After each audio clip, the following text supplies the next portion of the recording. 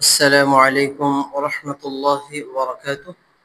সম্মানিত দর্শক শ্রোতা, আজকে ৬ জুলাই ২০২৫ আমাদের দৈনন্দিন কোরআন, হাদিস ও দোয়া শিক্ষা অনুষ্ঠানে আপনাদেরকে স্বাগত।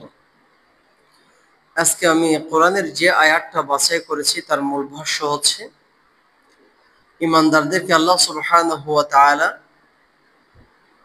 দুইটা উপদেশ দিয়েছেন। এর মধ্যে একটা হচ্ছে তোমরা আল্লাহকে ভয় করো এবং সত্যবাদীদের সাথী হও।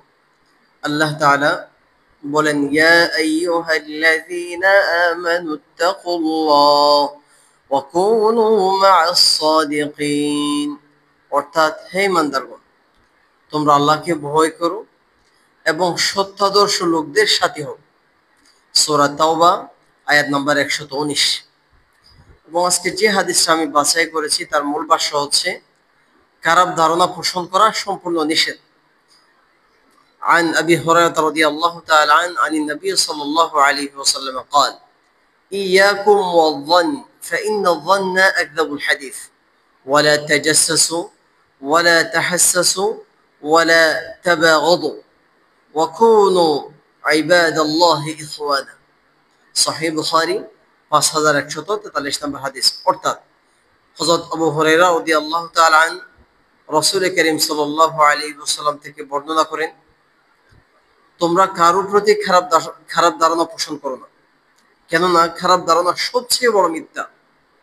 একে অপরের দুষ্ত্রুটি অন্বেষণ করো না, একে অপরের ব্যাপারে মন্দ কথায় কান দিও না, একে অপরের প্রতি শত্রুতা পোষণ করো না, বরং তোমরা আল্লাহর বান্দা, ভাই ভাই হয়ে যাও।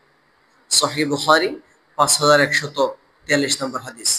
এবং আজকে যে দোয়াটা আমি বাছাই করেছি সেটা হচ্ছে, আমরা প্রতিনিয়ত যে আল্লাহর কাছে দোয়া করি ইহকালীন কল্যাণ এবং পরকালীন কল্যাণের জন্য এবং জাহান্নাম থেকে পানাহ চেয়ে, রব্বানা আতিনা ফিদ দুনিয়া হাসানা ওয়া ফিল আখিরাতি হাসানা ওয়া কিনা আযাবান নার। অর্থাৎ, হে আমাদের রব, আপনি আমাদেরকে দুনিয়াতে কল্যাণ দান করুন এবং আখিরাতেও কল্যাণ দান করুন, আর আমাদেরকে জাহান্নামের শাস্তি থেকে রক্ষা করুন। আবু দাউদ। আল্লাহ তাআলা আমাদেরকে কোরআন ও হাদিস অনুযায়ী আমল করার তৌফিক দান করুন। আসসালামু আলাইকুম ওয়া রাহমাতুল্লাহি ওয়া